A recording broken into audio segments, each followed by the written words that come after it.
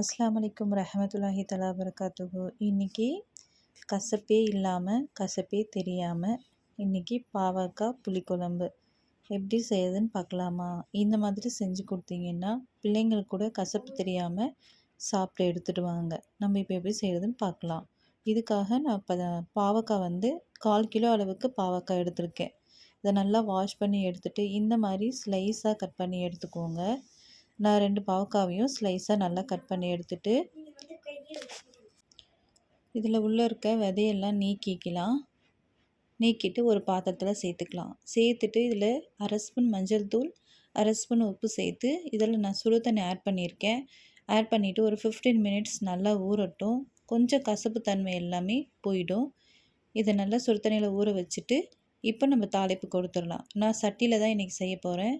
அதுக்கு தேவையான அளவு நல்லெண்ணெய் சேர்த்துக்கிறேன். கடுகு, கருவேப்பிலை, 2 பூண்டு உரித்து சேர்த்துக்கோங்க. பூண்டு சேர்த்துக்கோங்க, ரொம்பவே நல்லது. நான் இதில் இன்றைக்கி சின்ன வெங்காயம் தான் சேர்க்க போகிறேன்.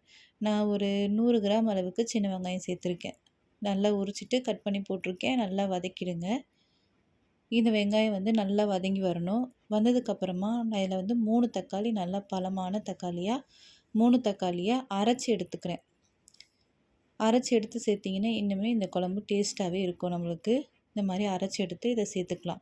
வெங்காயம் நல்லா வதங்கிருச்சு இல்லையா? இப்போ தக்காளி சேர்த்து நல்லா வதக்கி எடுத்துக்கலாம். இப்போ இதுக்கு மசாலா கொடுக்கலாம். 1/2 ஸ்பூன் மஞ்சள் தூள், தண்ணீர் மிளகாய் தூள், கலருக்காக காஷ்மீரி மிளகாய் தூள் சேர்த்துருக்கேன் நான். அதுக்கப்புறமா வீட்டில் அரைச்ச மிளகாய்த்தூள், குழம்பு மிளகாய்த்தூள் சேர்த்து நல்லா வதக்கி விட்டுருங்க. நம்ம பாவக்காய் ஊற வச்சோம் இல்லையா? அதை ஒரு பேனில் நல்லெண்ணெய் ஊற்றி இந்த மாதிரி வதக்கி எடுத்துக்கோங்க. வதக்கி எடுத்துக்கிட்டு 2 லெமன் சைஸ் அளவுக்கு புளி சேர்த்து கரைச்சி இப்போ நம்ம அந்த மசாலாவில் சேர்த்துக்கலாம். சேர்த்துட்டு கொஞ்சமாக தண்ணி சேர்த்துக்கோங்க, ரொம்ப வேண்டாம்.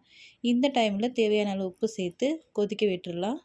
இப்போ இந்த பாவக்காய் நல்லா வதங்கி வந்துருச்சு எண்ணெயில். இப்போ நான் இந்த பாவக்காவை குழம்புல ஆட் பண்ணிக்கலாம். நல்லா கொதிக்குது இல்லையா?